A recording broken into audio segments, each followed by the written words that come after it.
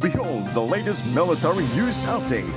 This is AFP Community News, hosted by Rob Suzon every 12 noon, Mondays to Fridays. Only here on DWDD Armed Forces Radio. One AFP for a stronger Philippines.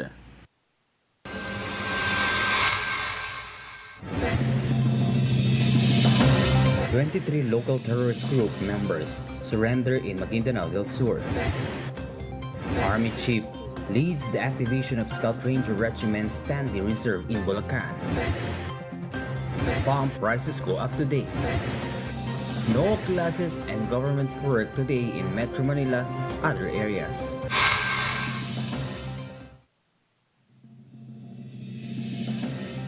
Good day everyone, as well to our troops at Camp Emilio Aguinaldo, Quezon City. Today is Rainy Day, Tuesday, August 26, and we will bring you the latest news from the armed forces and other information around the Philippines. I am Spencer Ross for AFP Community News. DWDD Armed Forces News. And let's move to the details. 23 members of the local terrorist group surrendered to the government in Datupiang, Maguindanao del Sur yesterday, turning over several high-powered firearms. The 6th Infantry Battalion Commanding Officer Lieutenant Colonel Al Victor Berkey said that they surrendered due to intensified military operations and their desire to reunite with families. Moreover, 601st Infantry Brigade Commander Brigadier General Edgar Cato assured government support, providing farm equipment and rice to help them start anew. They stressed that peace brings safety and progress, while terrorism only leads to loss. DWDD Armed Forces News. On the other hand, New People's Army commander and his brother surrendered to the 36th Infantry Battalion in Carmen, Surigao del Sur.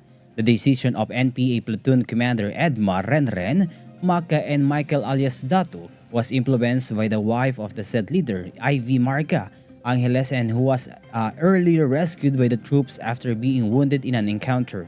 The brothers also led soldiers to hidden firearms, ammunition, and an improvised explosive device.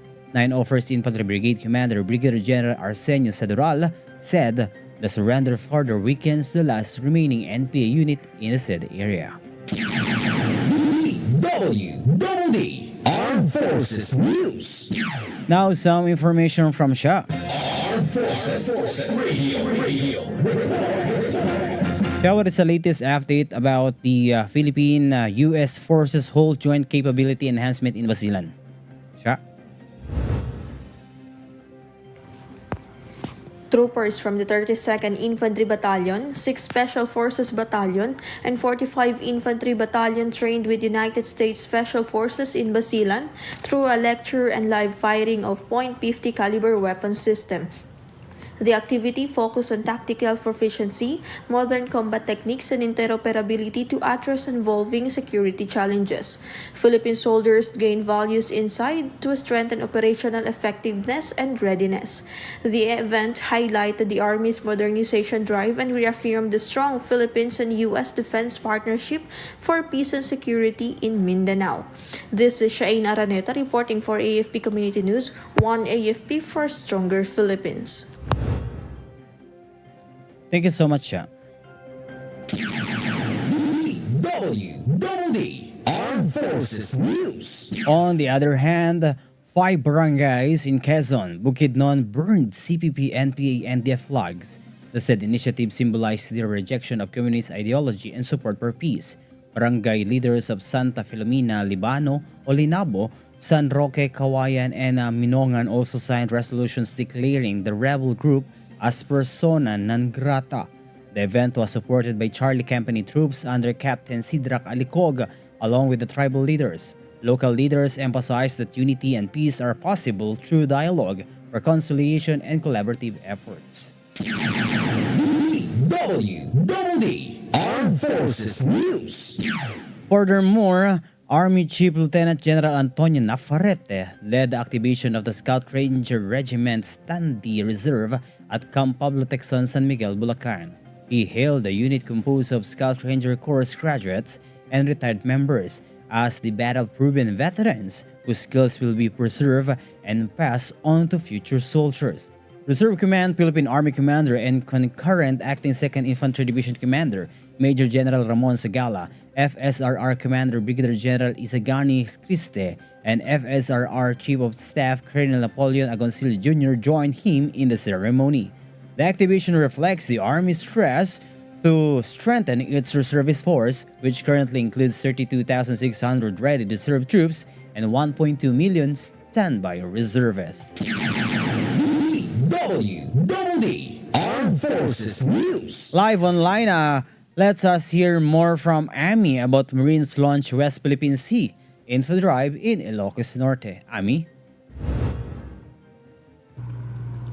The 4th Marine Brigade kicked off an information drive on the West Philippine Sea at SM Lawag City, Ilocos Norte.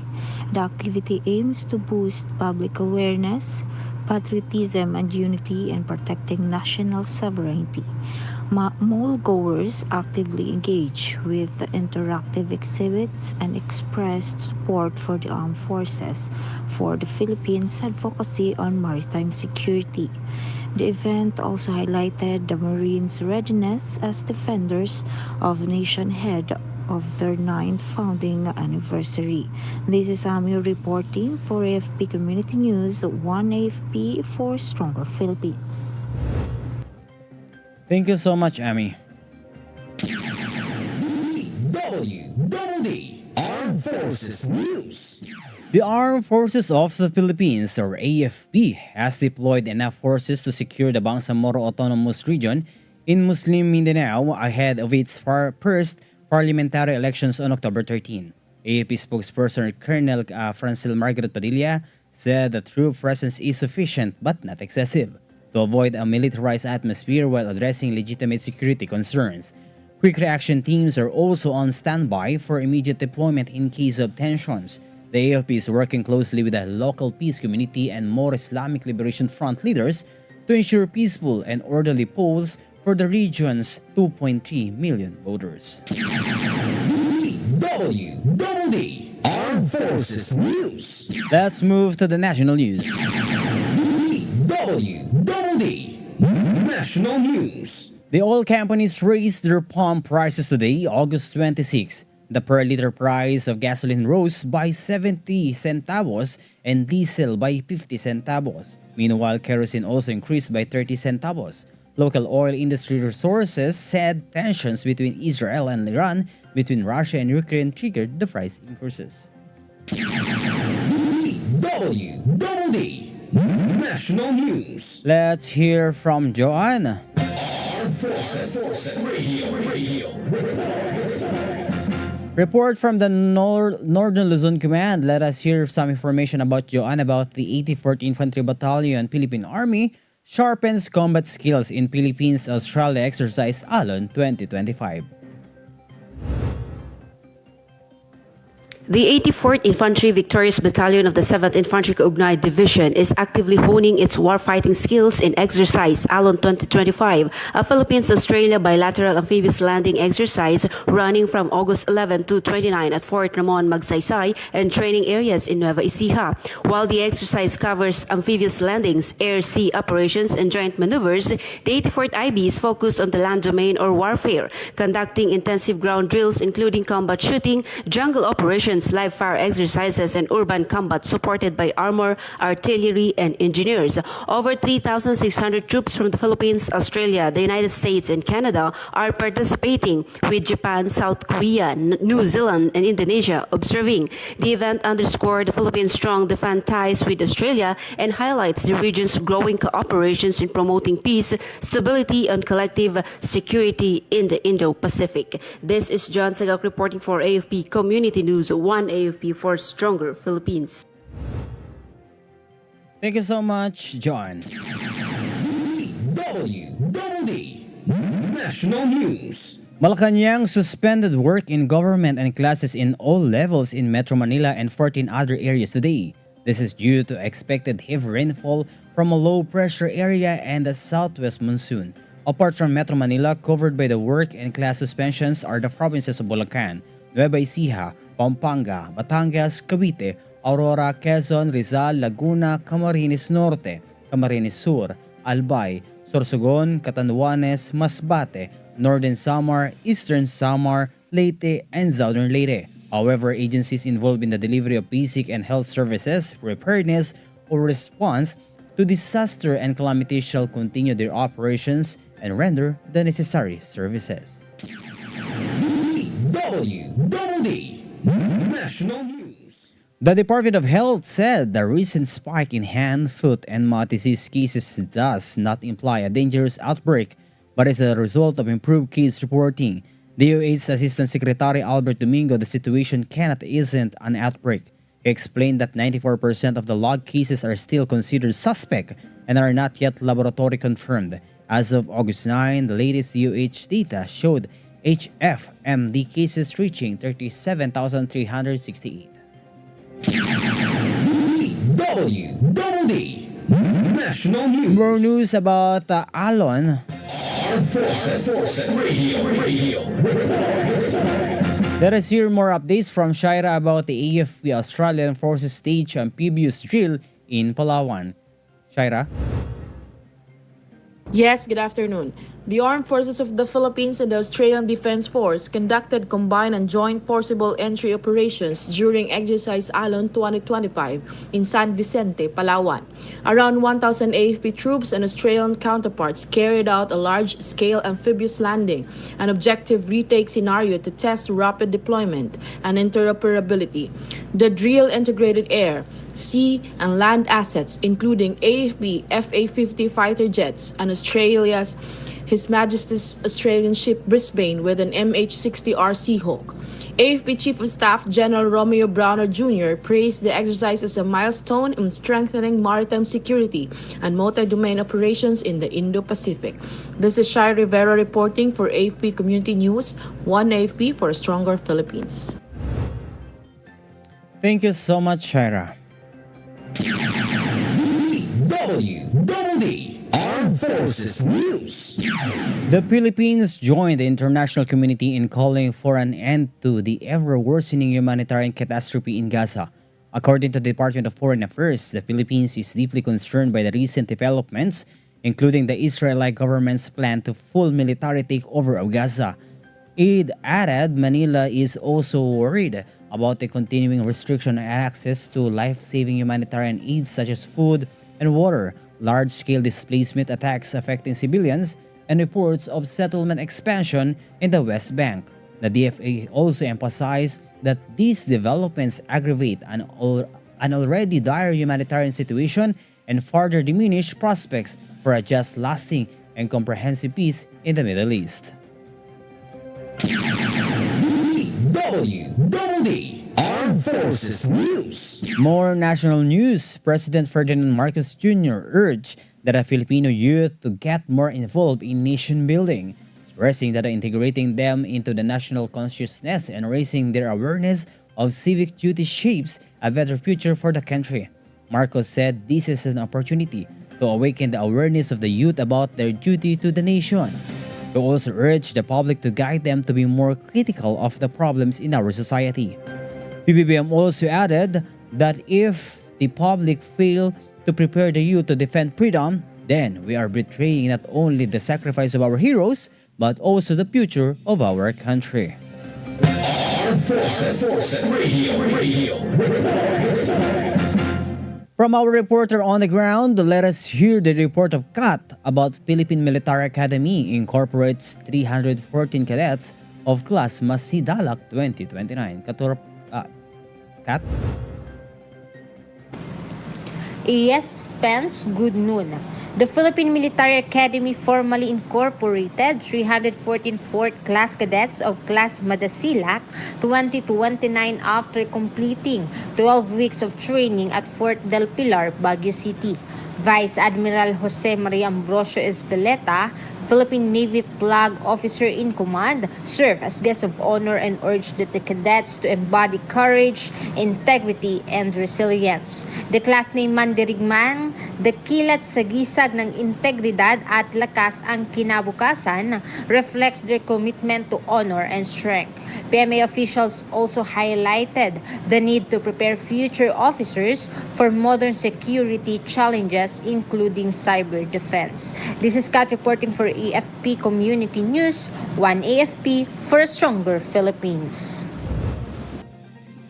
Thank you so much, Kat. DWDD National News.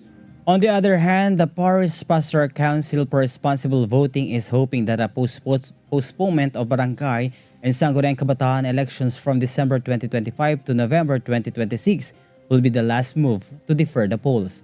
PPCRV Chairperson Evelyn Singson said the postponement of the December 1 BSKE should be the final one in recognition of the sanctity of the regular conduct of barangay elections as part of the country's democracy.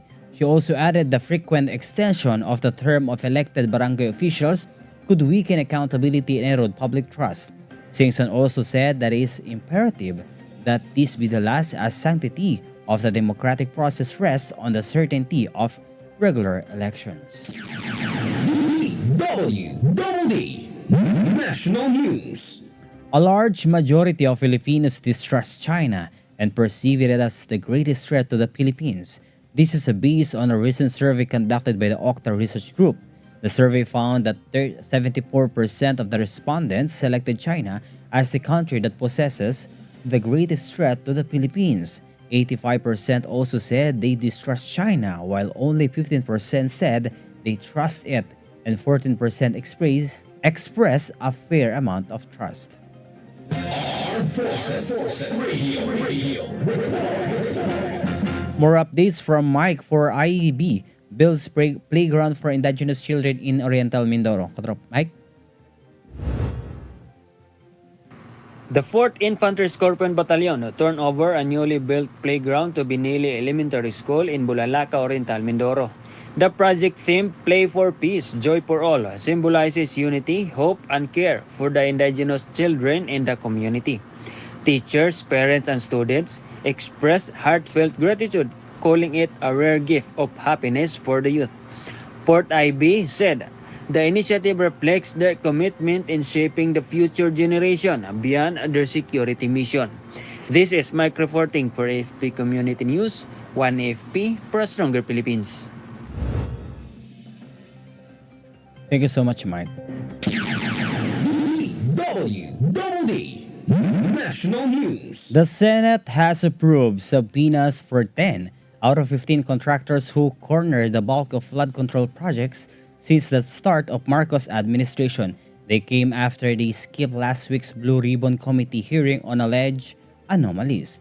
The Senate President Francis Escudero's office confirmed that the subpoenas have been signed and will be sent today. The committee was still finalizing the date of the next hearing as of yesterday.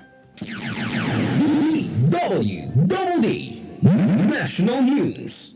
A new anti-corruption group called Artikulo 11, citizens who are against corruption, urged President Ferdinand Marcos Jr. to create an independent body to probe anomalous government projects, particularly on flood control. United Nationalist Alliance Secretary General J.V. Bautista said the group said members of an independent commission could include members from the clergy, labor, retired, magistrate, and people with credibility and integrity. He said the Baguio City Mayor Benjamin Magalong, who has been outspoken about corruption in government infrastructure projects, will be a good member of the independent body. DWDD National News. The Department of Public Works and Highways has placed Batangas 1st District Engineer Abelardo Calalo under preventive suspension. This follows reports of his arrest for allegedly trying to bribe Batangas Representative Leandro Legarda Leviste, son of Senator Loren Legarda. DPWH Secretary Manuel Bonoan said that he immediately issued the preventive suspension order after he received the confirmatory report of Calalo's alleged attempt to bribe the neophyte congressman. Bonoan also emphasized that he will spare no one. DWDD National News. President Ferdinand Marcos Jr. has relieved Philippine National Police Chief Police General Nicolas Torre III. Executive Secretary Lucas Benjamin confirmed today, August 26. Torre, who was appointed by Marcos last May, was in the post for only close 3 months. He was the police general behind the high-profile arrest of former President Roa Rodrigo Duterte. DWDD National News. That's all for today's broadcast. Thank you for joining us, especially to our audience in our Facebook page, AFP Radio DWDD. Don't forget to tune in tomorrow for more updates, same time, same station. Again, this is Spencer reporting for AFP Community News. One AFP for a stronger Philippines. Behold the latest military news update. This is AFP Community News, hosted by Rob Suzon every 12 noon, Mondays to Fridays. Only here on DWDD Armed Forces Radio. One AFP for a stronger Philippines.